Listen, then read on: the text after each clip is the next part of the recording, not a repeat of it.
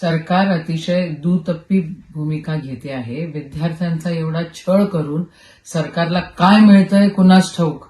पण जर 7 महिन्यापासून पीएसआयच्या परीक्षेचं ही एमपीएससीच्या परीक्षेसाठी हे मंडळी तुमच्याकडे आले, तुम्हाला डिमांड केली, तुमच्याकडे त्या ठिकाणी फाईल मुख्यमंत्र्यांच्या टेबलावर आहे असं आम्हाला कळतं आहे, तर मग ह्या विद्यार्थ्यांचे हाल कशाला करताय तुम्ही?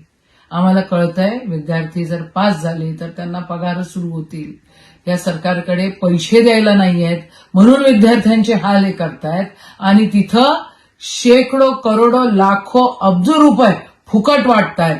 पण जे विद्यार्थी अभ्यास करतायत त्यांच्याकडे हे सरकार बघायला तयार नाहीये. ही दुटप्पी भूमिका सरकारची आहे आणि या सरकारच्या भूमिकेचा आम्ही निषेध करतो. काँग्रेस पक्ष म्हणून आम्ही विद्यार्थ्यांच्या सोबत आहे आणि आदरणीय मुख्यमंत्र्यांकडे जर ती फाईल आहे तर त्यांनी ताबडतोब वयोमर्यादा वाढवण्याची फाईल ताबडतोब त्यांनी सही करून हा GR काढला पाहिजे अशी सगळ्या विद्यार्थ्यांची डिमांड आहे. नाही तर खबरदार राखा तुम्ही, हे आंदोलन इथं संपणार नाही, हे होत राहील. न्यायासाठी हे आंदोलन आहे आणि न्याय मिळाल्याशिवाय त्या ठिकाणी कोणीही गप्प बसणार नाही. जय हिंद, जय महाराष्ट्र.